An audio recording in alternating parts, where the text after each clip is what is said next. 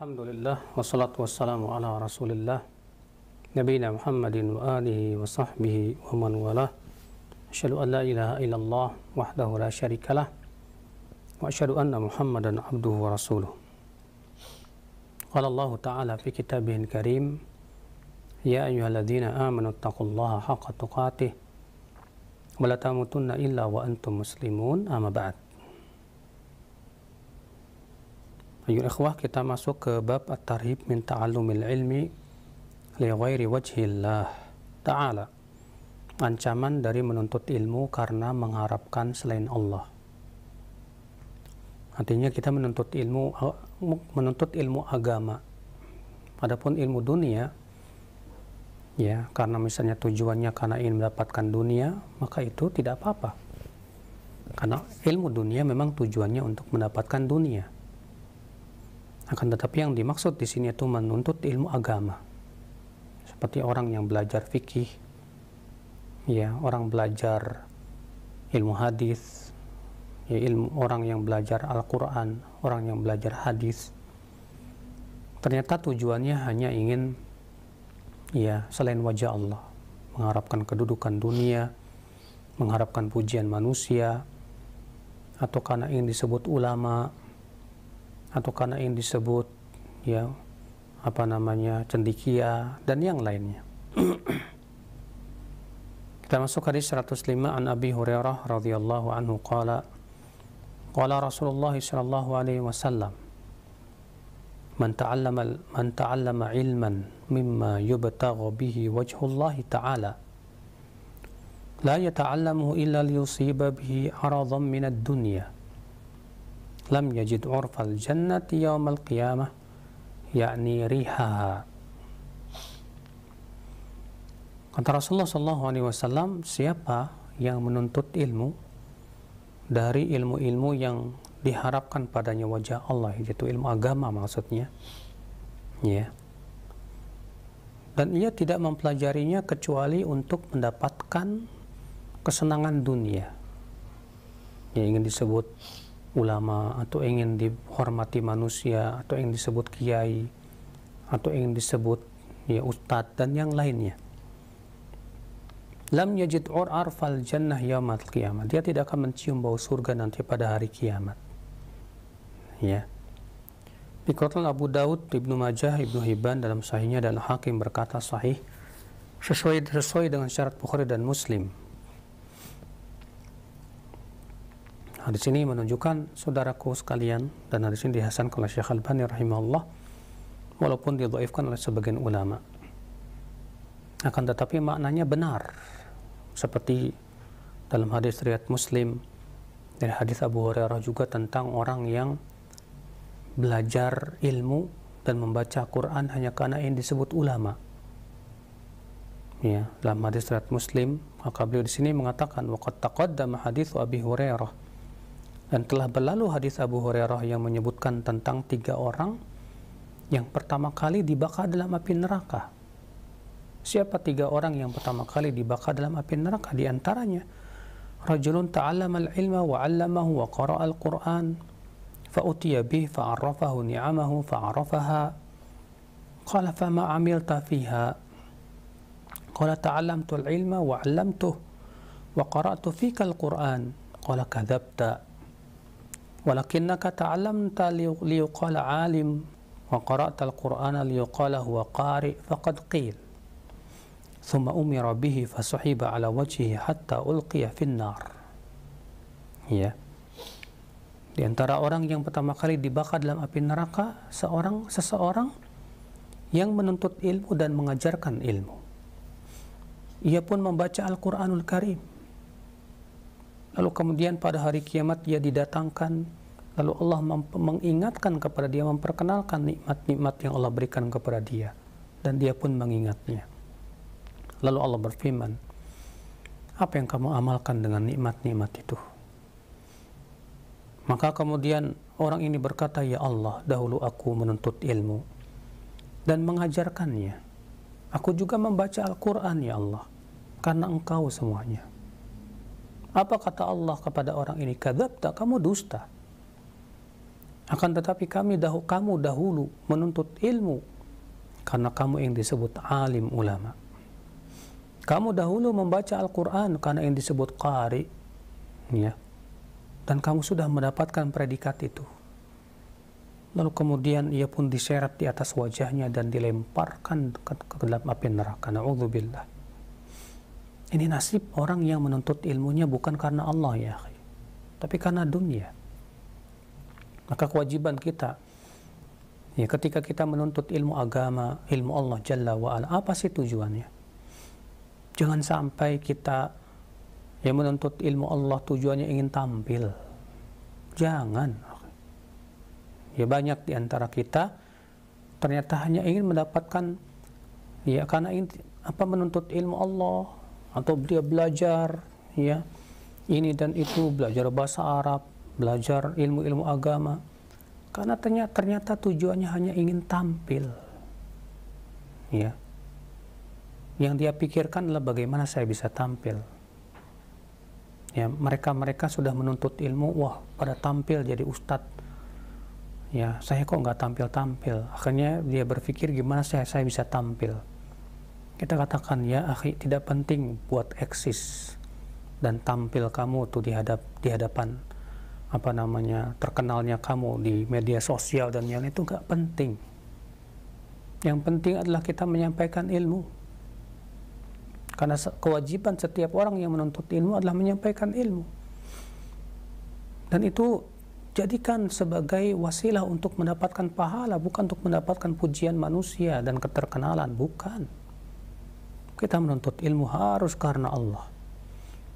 Harus karena tujuannya menghilangkan kebodohan dari diri kita. Tujuan dari menuntut ilmu adalah untuk membela syariat Allah Subhanahu wa ta'ala. Itu semua keikhlasan. Makanya Syekh Utsaimin rahimahullah ketika menafsirkan makna ikhlas dalam menuntut ilmu apa? Kata beliau yang pertama, dalam rangka untuk menjalankan perintah Allah. Karena Allah dan Rasulnya memerintahkan kita untuk menuntut ilmu Allah. Yang kedua, untuk menghilangkan kebodohan dari diri kita. Ya. Yang ketiga, kata beliau, makna ikhlas dalam menuntut ilmu untuk membela syariat Allah.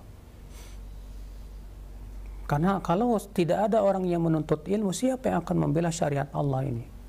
Siapa yang akan membela agama Allah ini? Akan diobok-obok oleh orang-orang liberal, oleh orang-orang yang tidak suka kepada Islam, ya, dirusak oleh mereka. Lalu siapa yang akan membela agama Allah? Nah, niatkan seperti itu baru ikhlas, ya.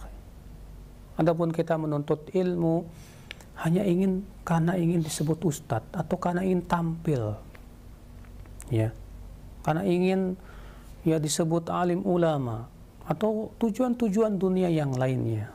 La wallah. Semua ini akibatnya fatal di akhirat nanti. Akibatnya apa? Kita akan diseret di atas wajah-wajah kita dan dilemparkan ke dalam api neraka. Na'udzubillah. Nasallallahu salamata wal afiyah. Waruya, dan hadis 106, waruya an Ka'ab bin Malik qala sami'tu Rasulullah sallallahu alaihi wasallam yaqul man talaba al-ilma liyujariya bihi al-ulama aw liyumariya bihi as-sufaha wa yasrifa bihi wujuhan nasi ilaih adkhalahu Allahu an-nar. Siapa yang menuntut ilmu untuk menyaingi para ulama atau untuk berdebat dengan orang-orang sufaha. Sufaha itu orang-orang yang lemah akalnya. Atau untuk supaya orang-orang menghormati dirinya, ya, supaya orang-orang mengacungkan jempolnya kepada dirinya, maka Allah pasti masukkan ia ke neraka. Na'udzubillah. Di Quran At-Tirmidzi dan Ibnu Abi Dunya dan Al-Hakim, demikian pula Al-Baihaqi dan Tirmidzi berkata haditsun gharib. Kemudian beliau membawakan hadis lain, hadis 107 yang mirip juga maknanya. Dari Jabir, ia berkata Rasulullah SAW sabda, la ta'allamul ilma litubahu bihil ulama'a wa la tumaru bihis sufaha wa la takhayyaru bihil majalis faman fa'ala dzalika fannaru an-nar fannaru an-nar. Ya. Jangan kamu menuntut ilmu karena supaya dibanggakan sebagai ulama. Dan jangan pula menuntut ilmu karena untuk berdebat dengan orang-orang yang lemah akalnya. Ya. Dan jangan kamu menuntut ilmu hanya karena ingin supaya majelis ilmu kamu itu dipilih, sehingga menjadi banyak majelis ilmunya. Maka siapa yang melakukan itu, nerakalah tempat tinggalnya. Dikeluarkan Ibnu Majah, Ibnu Hibban dalam sahihnya, Baihaqi semuanya dari riwayat Yahya bin Ayyub Al-Ghafiqi dari Ibnu Jurayj dari Abu Zubair. Ya. Dan Yahya ini kata beliau thiqah, dianggap hujjah oleh Syekhan, itu Bukhari dan Muslim. Kalau beliau maukan hadis yang lain juga yang sama dikeluarkan Ibnu Majah, warwiya an Ibnu Umar, dan diriwayatkan dari Ibnu Umar dari Nabi sallallahu alaihi wasallam, man talabal ilma liyubahiya bihil ulama'a wa yumariya bihis sufaha'a aw liyasrifa wujuhan nasi ilaih fahuwa finnar. Rawahu Ibnu Majah. Siapa yang menuntut ilmu karena ingin dibanggakan ya dengannya sebagai ulama, atau ingin berdebat dengan orang-orang sufaha, atau supaya orang-orang menghormati dirinya, ya, atau supaya orang-orang mendatangi majelisnya, maka ya ia dalam api neraka. Dan diriwayatkan juga dari Abu Hurairah, Rasulullah SAW sabda, man ta'allama al-ilma liyubahiya bihil ulama'a wa yumariya bihi sufaha'a wa yasrifa bihi wujuhan nas adkhalahu Allahu jahannam. Rawahu Ibnu Majah aydan.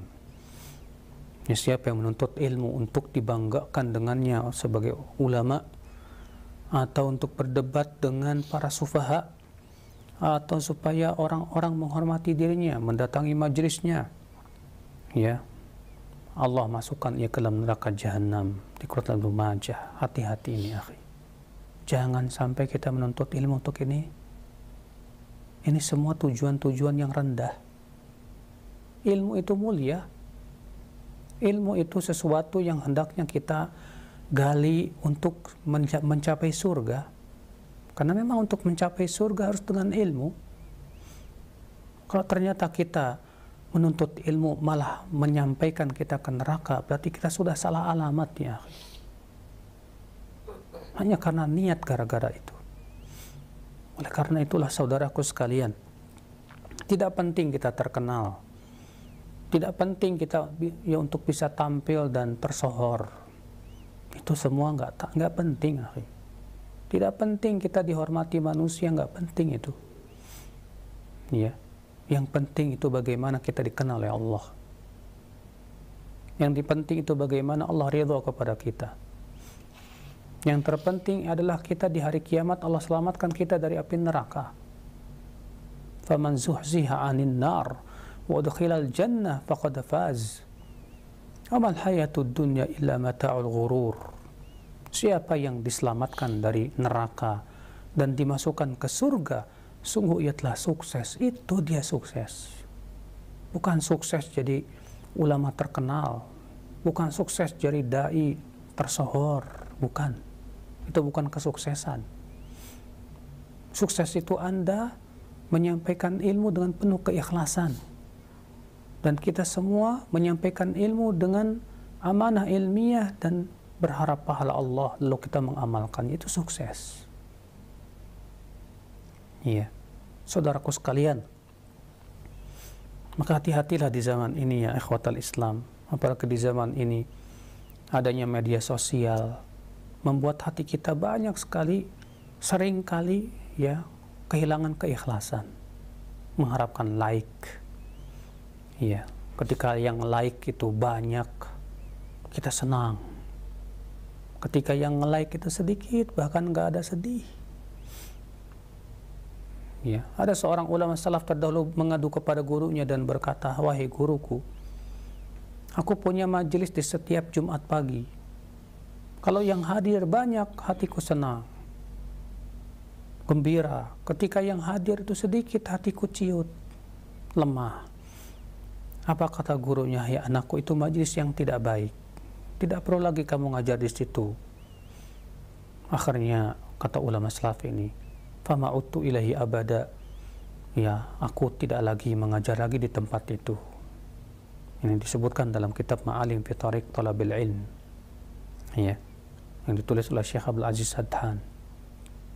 Lihat ya akhi, ya, hati-hati banget sebelum kita men-share sesuatu di Facebook atau yang lainnya. Periksa apa tujuannya. Apakah karena hanya ingin mendapatkan like yang banyak, mendapatkan pujian jempol yang banyak, atau tanda love, ya, suka yang banyak dan yang lainnya. Lah, hati-hati betul ya ikhwah, ya. Dan jangan kita merasa puas ketika kita men-share, ya, kemudian orang-orang memanggil kita sebagai ustadz, ya, alim ulama, lalu kita kemudian merasa puas dengan panggilan itu, sementara kita tidak berhak untuk menyandangnya ternyata. Maka ini orang masuk dalam hadis al-mutasyabi' bima lam yu'tah kalabis thawbai zur. Orang yang merasa kenyang dengan apa yang tidak diberikan kepadanya, bagaikan memakai dua pakaian kedustaan. Maka ya ikhwah, lihatlah bagaimana Nabi sallallahu alaihi wasallam di sini mengingatkan kita. Siapa yang menuntut ilmu karena ingin menyaingi ulama atau ingin dibanggakan diri sebagai ulama? Ya. Para ulama terdahulu malah lari dari hal seperti ini. Mereka tidak mau, ya, tenar. Bahkan mereka merasa diri mereka masih bodoh. Subhanallah. Para ulama salaf terdahulu keilmuannya jangan tanya ya akhi. Bagaimana keilmuan mereka yang luar biasa luas sekali. Tapi sama sekali di antara mereka tidak ada yang merasa dirinya, ya, bahwa dirinya telah sampai derajat tinggi dari keilmuan. Ya ikhwatal iman, maka kewajiban kita adalah tawadhu'lah, ikhlaslah. Ya, karena ilmu ketika hanya menimbulkan kesombongan, itu tanda ilmu tersebut tidak bermanfaat. Tapi ilmu itu ketika menimbulkan ketawaduan dan keikhlasan, berarti ilmu kita bermanfaat ya akhi. Kata Rasulullah, siapa yang menuntut ilmunya karena ingin dibanggakan, ya, dengan sebagai ulama, atau tujuannya untuk berdebat dengan para sufaha, ya, hanya untuk berdebat, ingin disebut dia hebat. Nah wallahi ya akhi, bukan itu tujuan menuntut ilmu Allah subhanahu wa ta'ala. Ilmu itu bukan untuk diperdebatkan ya akhi. Ilmu itu untuk diamalkan, ya. Wa yasrifa bihi wujuhan nas, atau memalingkan wajah-wajah manusia kepada dirinya, supaya dirinya itu dihormati atau majlis ta'limnya didatangi, ya, supaya dia masya Allah menjadi dai yang hebat. Nah wallahi ya akhi, ya, ini semua niat-niat yang tidak benar.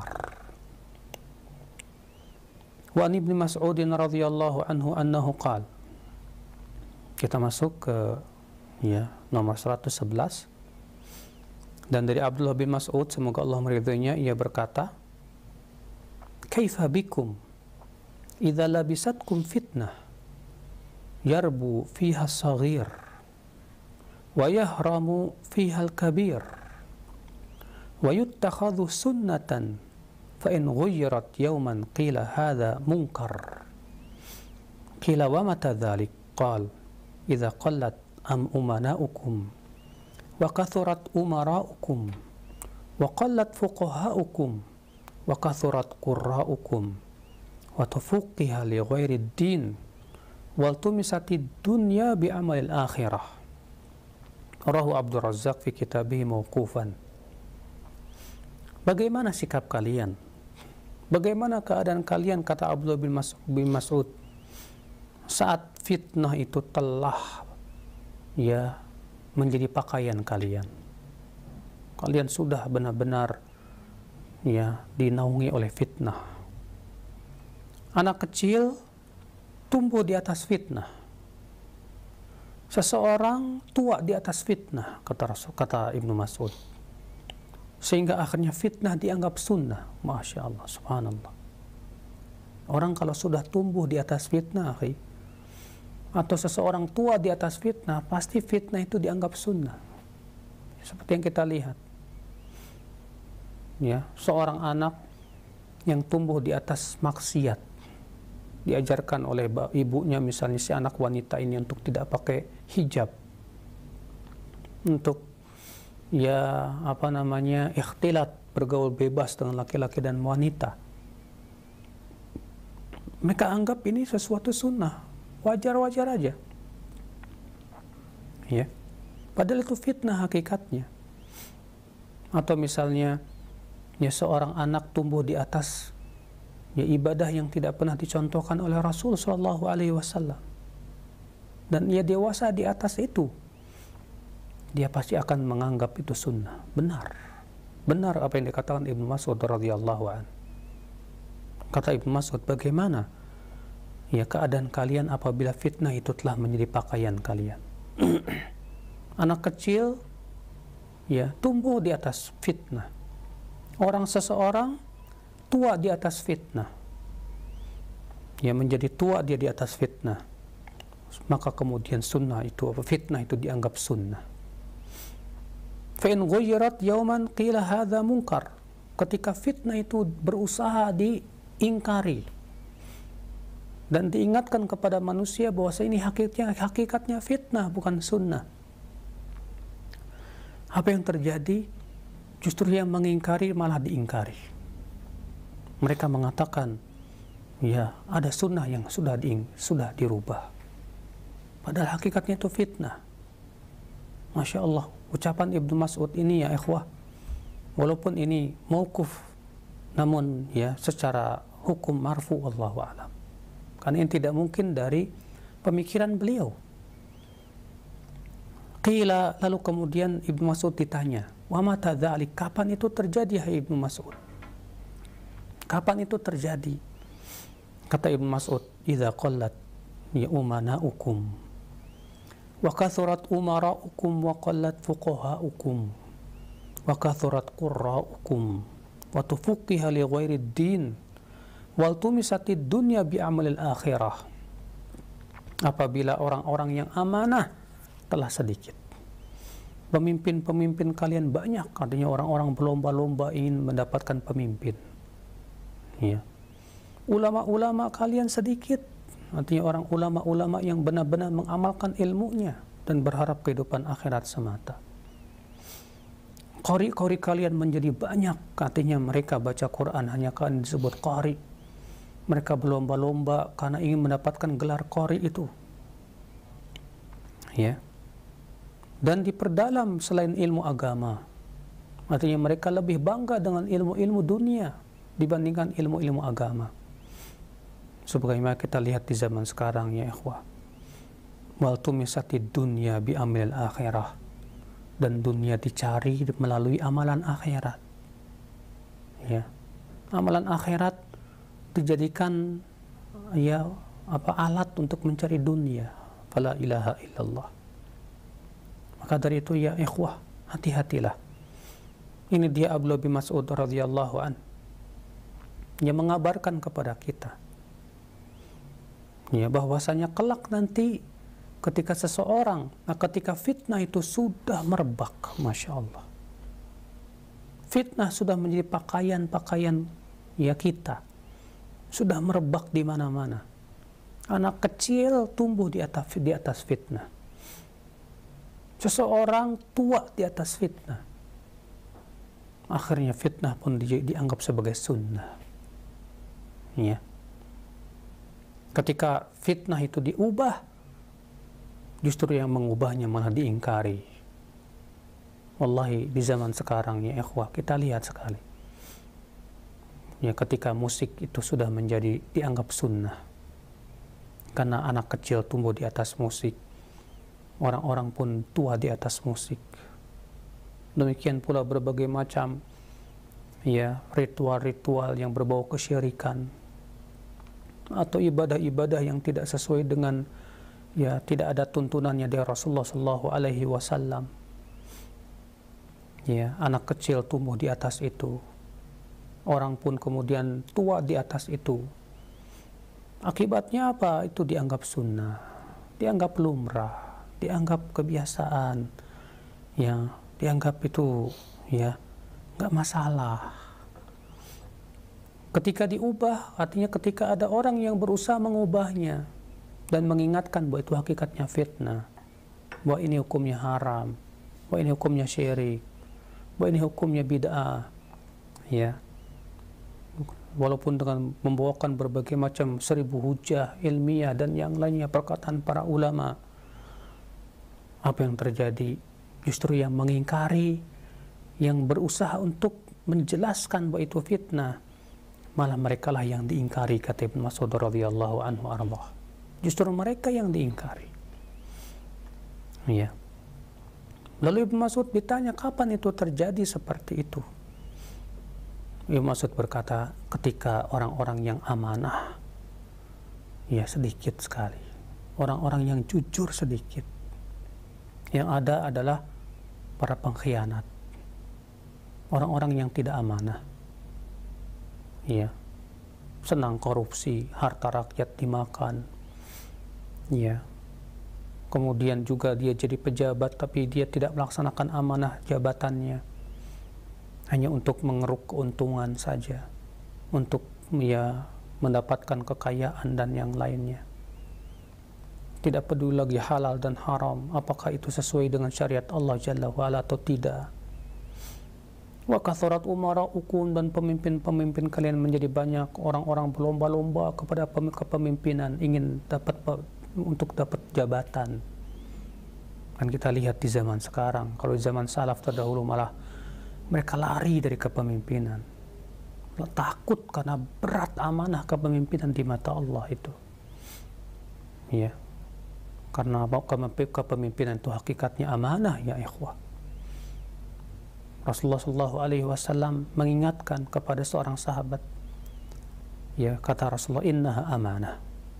Hai Abu Dzar, kepemimpinan itu amanah. Wa innaha khizyun wa nadamah yaumal qiyamah. Dan kelak kepemimpinan itu, hai Abu Dzar, akan menjadi kehinaan dan penyesalan nanti pada hari kiamat. Ya. Subhanallah. Wa qallat fuqaha'ukum. Sedikit orang-orang yang faqih, yang paham betul tentang sunnah Rasul, yang paham betul tentang manhajus salafus salih, ya, tentang agama ini, tentang din ini, tentang tauhid. Sedikit, ya ikhwatal Islam. Wa kathurat qurra'ukum, banyak qari-qari'nya. Hanya karena yang disebut seorang qari, karena bacaannya yang hebat, yang luar biasa, yang fasih. Ya. Bahkan diperlombakan di mana-mana. Ya, karena untuk mendapatkan gelar qari itu, dia Masya Allah ingin disebut sebagai seorang qari. Waktu fuqiha li ghairid-din, dan diperdalam ilmu-ilmu selain agama Allah, bukan berarti tidak boleh. Boleh. Yang tercela itu artinya, ya, hanya ilmu dunia yang diperdalam, ilmu agama dicuekin. Seperti di zaman sekarang banyak kaum muslimin lebih bangga belajar ilmu dunia, tapi untuk belajar ilmu agama malas. Memperdalam ilmu Allah malas. Ya. Bahkan ya akhal Islam, orang-orang yang berusaha untuk memperdalam ilmu agama dicurigai sebagai radikal lah, teroris lah, dan yang lainnya. Fa Allahul musta'an. Ya. Wal tumisatid dunya bi amalil akhirah. Yang terakhir kata Ibnu Mas'ud, dunia dicari dengan amalan akhirat. Ya. Orang mencari kedudukan melalui agama. Orang mencari harta dunia melalui agama, melalui amalan-amalan akhirat. Ya, dakwah, amalan akhirat. Tapi ternyata dakwah kemudian dijadikan cara atau wasilah untuk mencari dunia. Ya.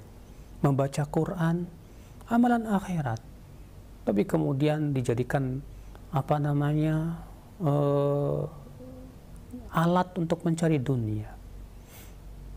Ya, demikian pula amalan-amalan akhirat yang lainnya, yang kemudian amalan-amalan akhirat yang harusnya itu untuk mencari kehidupan akhirat dan mengharapkan ridha Allah, tapi ternyata dijadikan alat untuk mendapatkan dunia, mendapatkan kedudukan.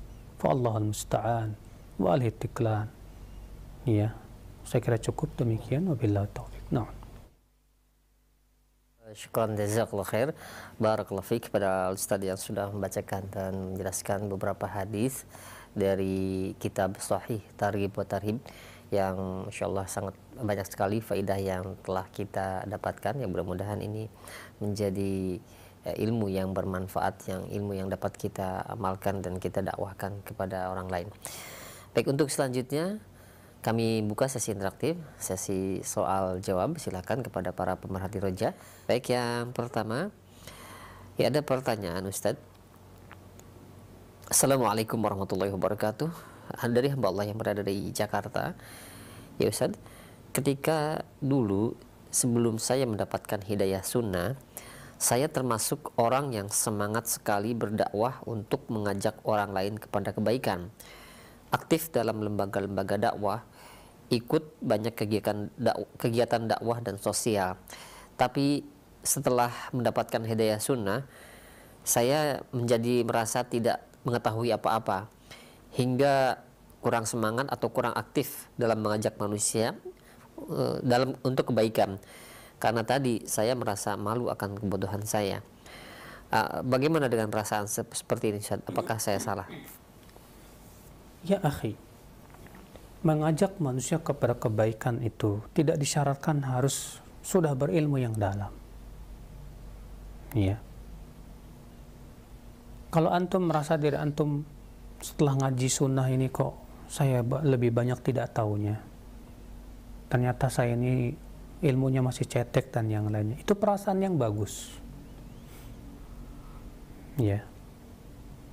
Namun bukan berarti kemudian semangat mengajak orang kepada pengajian, kepada kebaikan, kepada apa namanya, mengajak orang untuk duduk di majelis ilmu, jadi kendor, salah ini. Ya. Memang betul ya, untuk mengisi kajian-kajian, untuk dakwah, ceramah dan berfatwa, menjawab pertanyaan itu termasuk fatwa ya. Itu memerlukan keilmuan yang kuat. Nah, makanya ya, bedakan antara sebatas menyampaikan hadis yang kita kuasai saja, yang sudah betul-betul kita kaji, kita pelajari,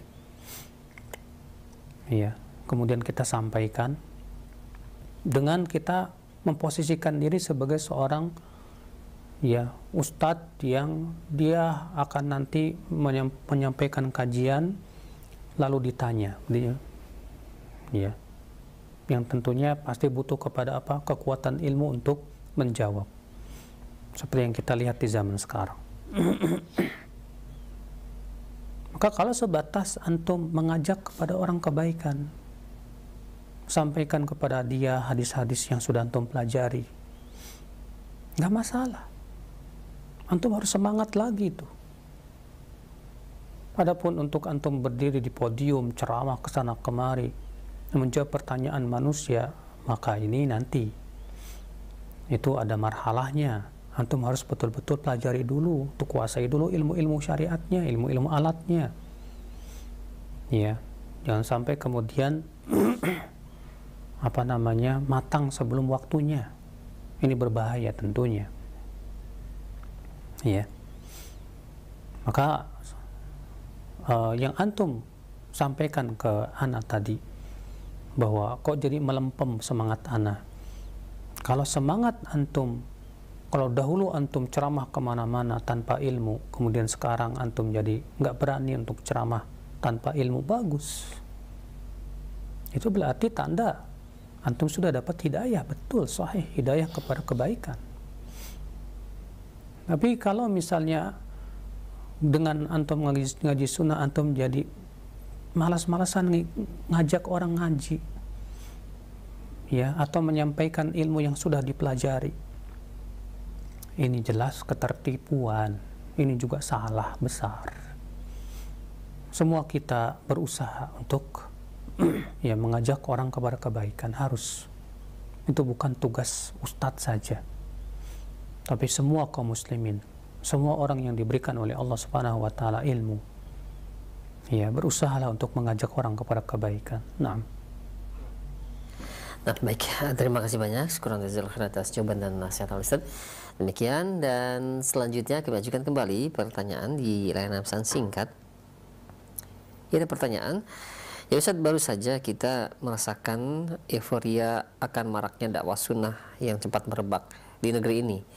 Tapi terasa hal tersebut berlalu cepat hilang karena melihat kerusakan-kerusakan moral yang ada. Permusuhan terhadap sunnah begitu gencar, yang ternyata yang musuh dakwah sunnah ini ialah tidak lain dari kaum muslimin sendiri yang dianggap atau ditokohkan. Apakah ini sudah sunnatullah?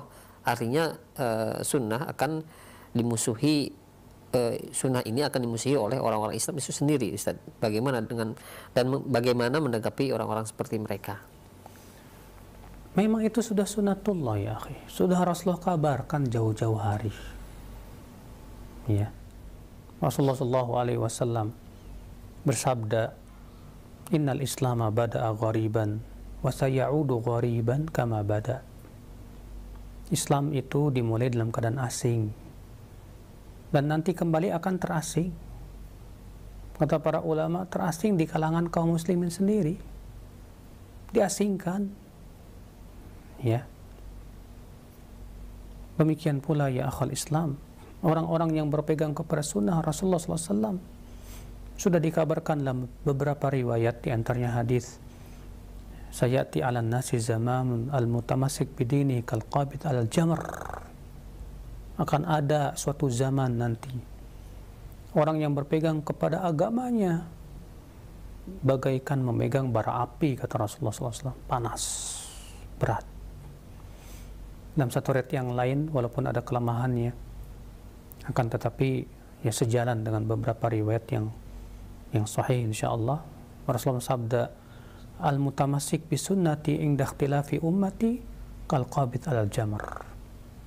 Orang yang berpegang kepada sunnahku di saat perpecahan umatku bagaikan orang yang memegang bara api. Makanya Rasulullah mengisyaratkan kepada ini dalam hadis Al-Irbad bin Sariyah yang terkenal itu. Kata Rasulullah, fa innahu man ya'ish minkum fasayara ikhtilafan katsira fa 'alaikum bisunnati wa sunnatil khulafa'ir rasyidin al-mahdiyyin 'addu 'alaiha bin nawajid wa iyyakum wa muhdatsatil umur. Iya, kata Rasulullah SAW, sesungguhnya orang yang hidup di antara kalian nanti kelak akan melihat perpecahan yang banyak. Subhanallah. Lalu Rasulullah SAW bersabda apa? Saat kalian melihat perpecahan itu, apa yang kalian lakukan? Hendaklah kalian berpegang kepada sunnahku dan sunnah khulafa'ur rasyidin yang tertunjuki. Lalu Rasulullah bersabda apa? Addu 'alaiha bin nawajid. Gigit ya dengan gigi geraham. Ini isyarat. Ya, kenapa Rasulullah sampai mengatakan gigit dengan gigi geraham kalian? Ya, saat-saat itu. Ini isyarat, akhi. Isyarat yang sangat jelas dari Rasulullah SAW bahwa orang yang berpegang kepada sunnah saat itu berat sekali. Berat menghadapi berbagai macam permusuhan, dituduh berbagai macam tuduhan, ya, ditindas, dizalimi, dan yang lainnya. Dan memang Masya Allah, ya, kalau kita melihat sejarah dari zaman Imam Ahmad, orang-orang yang berpegang kepada sunnah ternyata ditindas, dizalimi. Imam Ahmad bagaimana disiksa, para ulama-ulama waktu itu dikuasai oleh kaum Mu'tazilah, ya, penguasa-penguasanya juga condong kepada akidah Mu'tazilah. Maka ulama-ulama ahlus sunnah ada yang disiksa, dimasukkan penjara, bahkan ada yang dibunuh karena dipaksa untuk meyakini dengan keyakinan Mu'tazilah itu. Iya. Bagaimana zaman Syekhul Islam Taimiyah, berapa kali beliau dipenjara karena dituduh. Beliau dizalimi, ditindas. sampai akhirnya beliau pun harus meninggal di penjara, ya, karena difitnah oleh orang-orang yang tidak suka kepada beliau. Demikian dari zaman ke zaman, ya ikhwah. Tapi alhamdulillah ternyata tidak ada satupun mereka yang mengatakan ayo kita berontak, ayo kita ya perangi.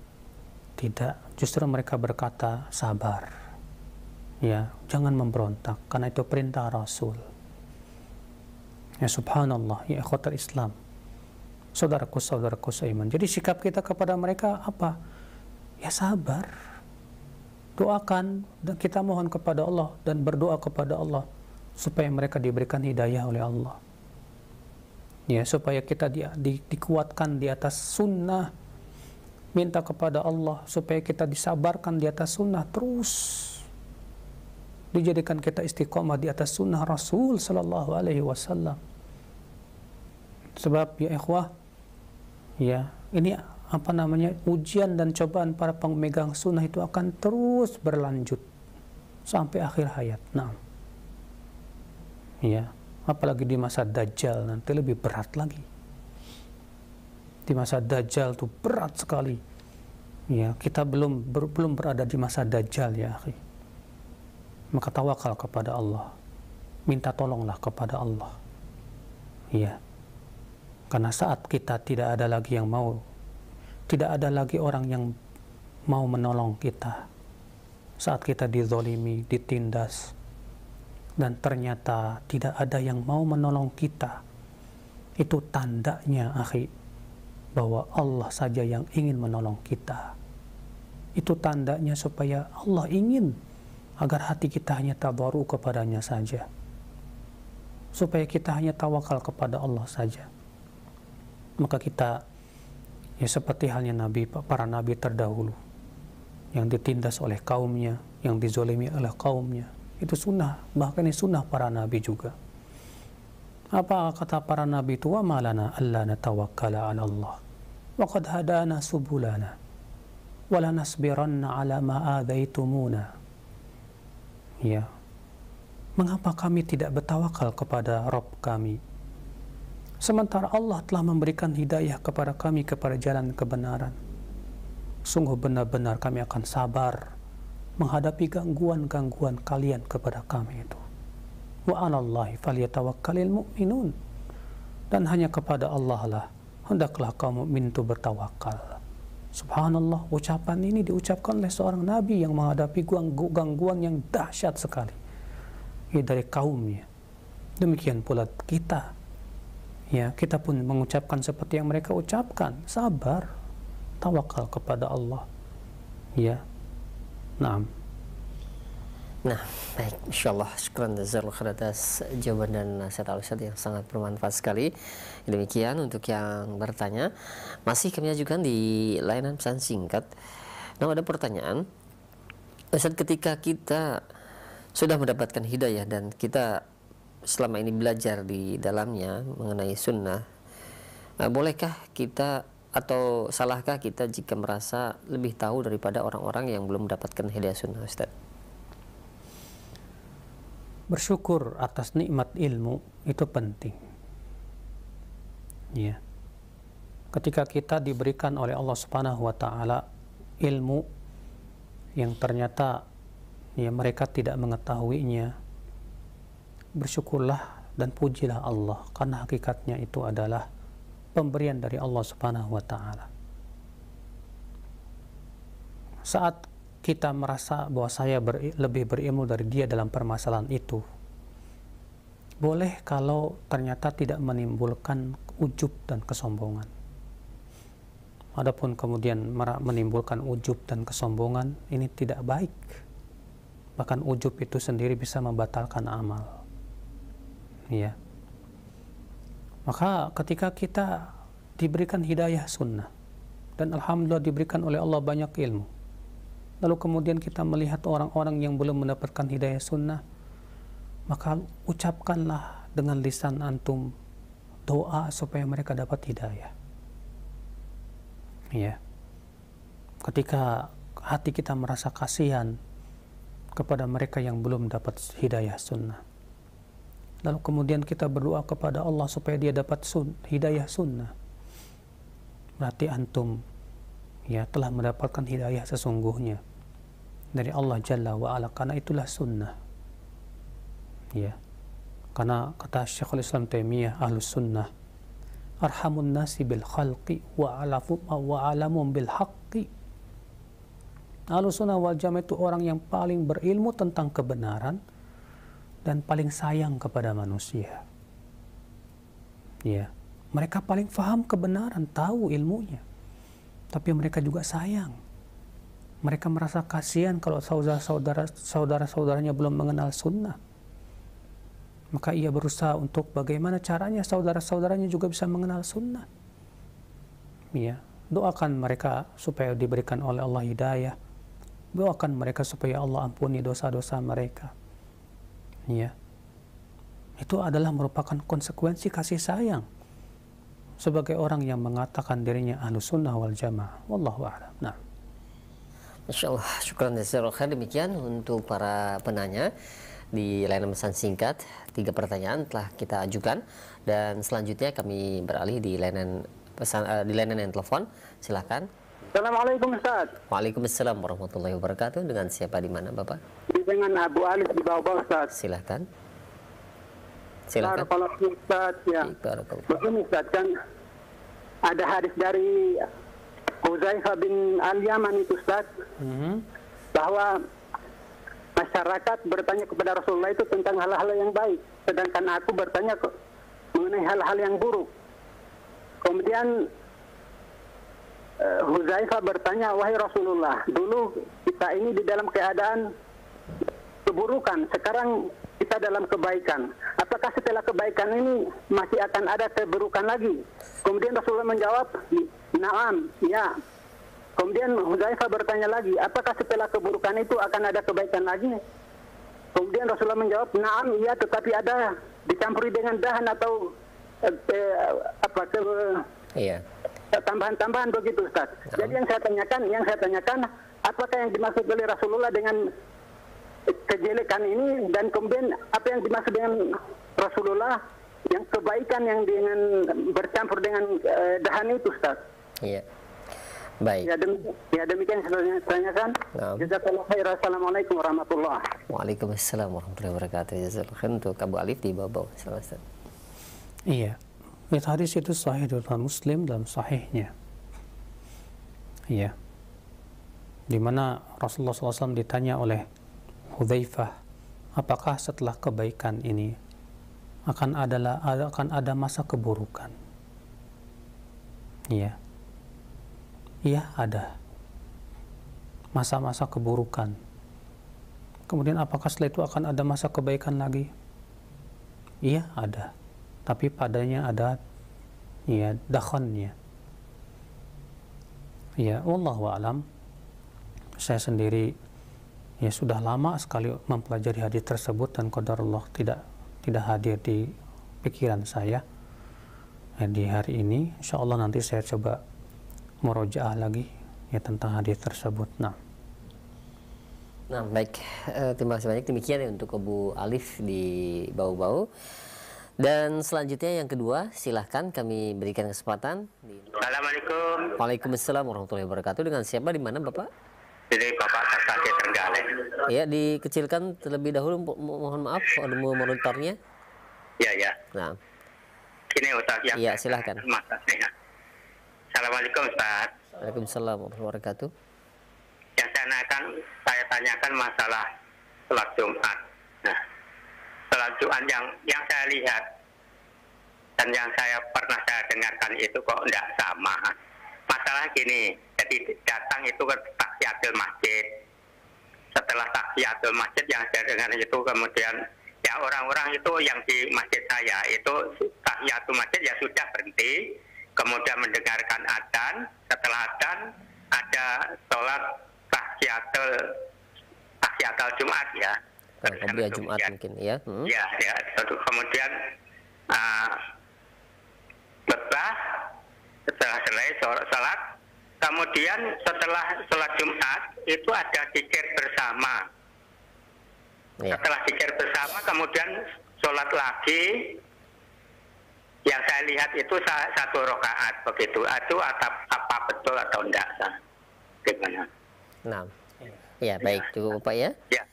Iya, terima kasih banyak Bapak yang berada di Trenggalek. Seorang muslim ya, ketika melihat hal-hal seperti itu,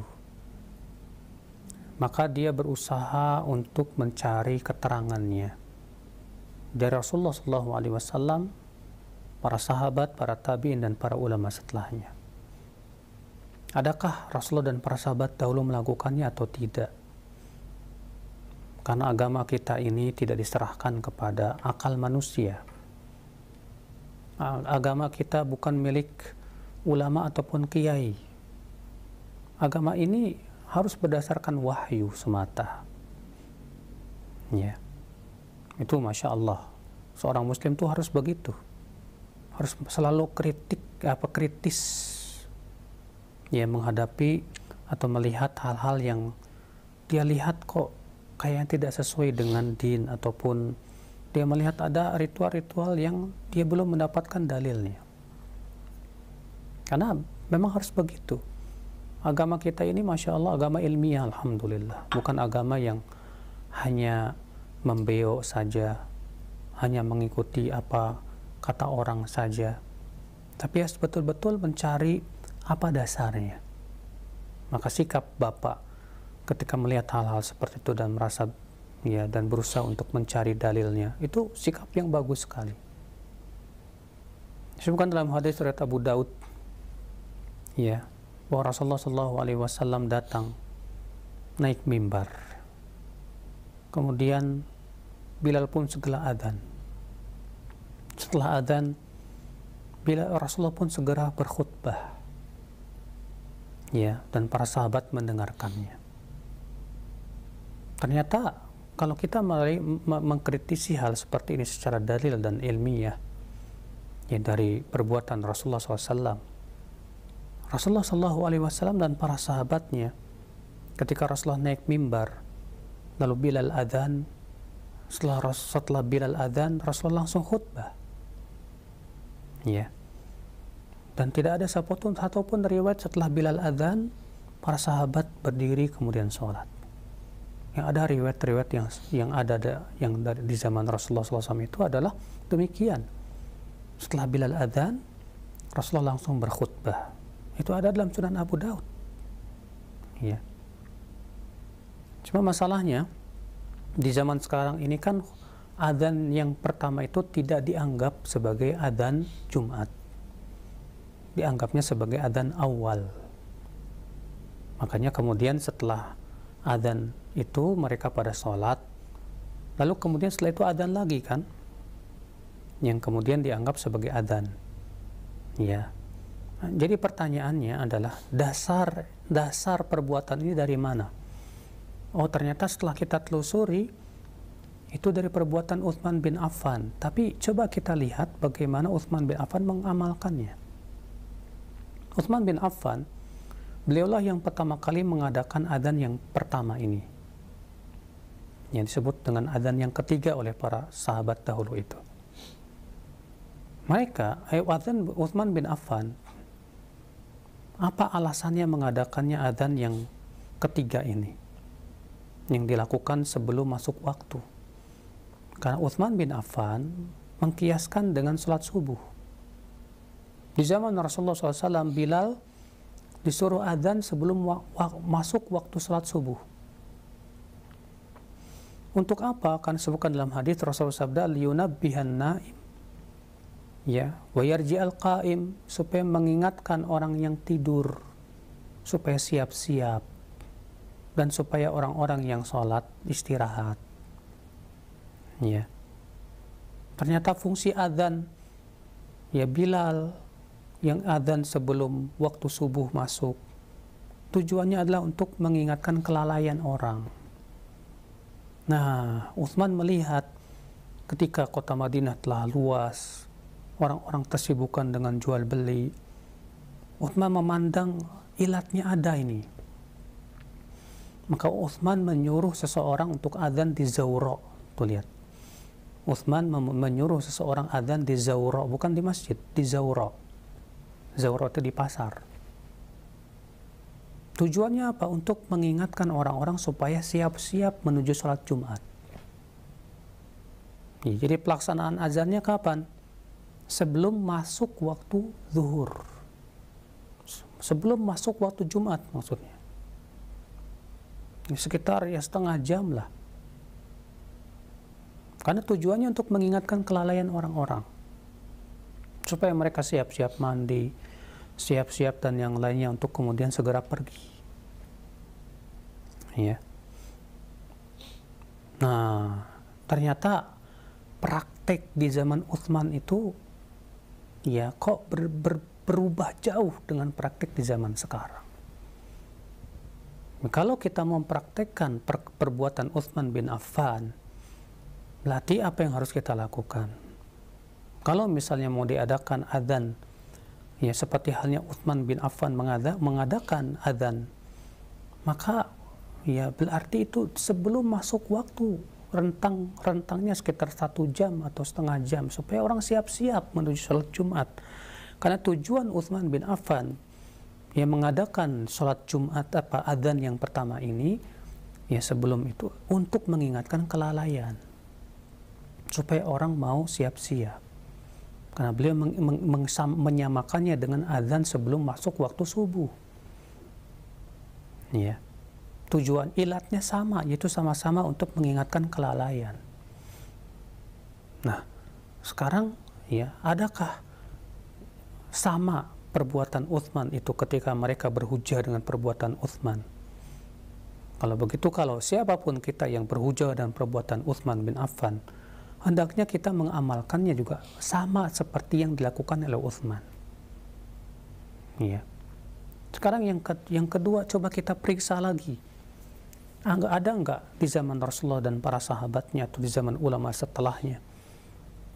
Ya, setelah selesai sholat Jumat mereka bikin sholat lagi. Sebagian masyarakat ada yang 4 rakaat bahkan zuhur. Dengan alasan katanya sholat Jumatnya kita itu enggak seperti di zaman Rasul. Jadi dikhawatirkan enggak sah Jumat kita ini. Jadi diganti dengan sholat zuhur. Jadi mereka bikin 2 ya, Jumatan, satu zuhuran. Kita katakan ada enggak di zaman para sahabat melakukan itu, para tabi'in, para tabi'ut tabi'in, dan para ulama imam yang 4. Ya, kita gali coba dalil-dalilnya apa. Kalau ternyata tidak kita dapati perbuatan dan contoh dari mereka, buat apa kita amalkan ya akhi? Bukankah sebaik-baik petunjuk itu petunjuk Rasulullah sallallahu alaihi wasallam? Naam. Ya. Bukankah yang Rasulullah SAW rekomendasikan untuk kita ikuti ada generasi sahabat Rasulullah? Naam. Ya. Bukankah kita juga diperintahkan untuk merujuk para ulama salaf terdahulu? Naam. Bukankah Rasulullah yang mengatakan sebaik-baik generasi, sebaik-baik manusia adalah generasiku, kemudian setelahnya? Ya. Ya. Kita penting untuk kritis. Ya, kita beragama bukan hanya sebatas membeo. Wallahu a'lam. Nah. Syukran jazakallahu khair atas jawaban ilmiahnya. Demikian untuk Bapak yang bertanya. Dan terkait mengenai sholat Jumat ini kebetulan ada pertanyaan yang berhubungan di layanan pesan singkat, 2 pertanyaan. Sebelumnya yang bertanya berkata bahwa terkait pembahasan masalah menuntut ilmu, saya ingin mengetahui ilmunya mengenai masalah sholat Jumat yang saya perhatikan. Bagaimana hukum orang yang akan melaksanakan sholat Jumat, Ustadz? Kami lihat mereka atau banyak yang datang terlambat, namun ingin duduk di depan saf terdepan, sehingga melangkahi jemaah-jemaah yang tentunya banyak dilangkahi oleh mereka. Adakah terkait mengenai hadis mengenai hal ini, Ustadz? Mohon penjelasannya. Ada hadis-hadis Nabi SAW yang melarang ya untuk melangkahi pundak-pundak seperti dalam riwayat Muslim dan yang lainnya. Namun kata para ulama ya bahwasanya boleh melangkahi pundak itu dalam keadaan yang pertama ya ada sesuatu yang dibutuhkan. Seperti Nabi SAW pernah suatu ketika setelah selesai salat subuh, dan lihat Bukhari dan Muslim, beliau segera setelah selesai sholat bangkit dan melangkahi pundak-pundak menuju rumahnya. Terlihat beliau tergesa-gesa sekali. Para sahabat merasa heran. Kemudian Rasulullah tak lama keluar dan berkata, tadi dalam sholatku ingat sepotong emas yang belum aku bagi-bagikan, dan aku tidak mau sepotong emas itu masih ada di rumahku. Subhanallah. Yang kedua, boleh kalau melihat di depan tuh ada tempat kosong. Misalnya kita melihat di depan ada tempat kosong ini. Wah, itu ada tempat kosong. Dan kemudian kita berusaha untuk minta izin dulu kepada orang-orang yang kita langkahi. Dengan kita permisi, maaf mas, saya mau melewat. Karena memang ilat daripada melangkah itu menyakiti orang-orang. Tapi ketika kita permisi dulu, kita bilang mau ke sebelah sana, ada yang kosong di depan. Seperti ini boleh, nggak masalah juga. Kalau memang di situ ada yang di depan ada yang kosong, karena kita ingin mendapatkan keutamaan yang lebih. Tapi itu dengan cara seperti itu. Kita berusaha untuk tidak menyakiti mereka dengan cara kita minta izin dulu kepada mereka. Demikian, semoga yang saya sampaikan bermanfaat pada pagi hari ini. Yang benar itu semuanya dari Allah, dan yang salah itu dari kekurangan ilmu saya dan dari syaitan. Wabillahi taufik. Subhanakallah bihamdik, asyhadu an la ilaha illa anta, astaghfiruka wa atubu ilaik. Wassalamualaikum warahmatullahi wabarakatuh.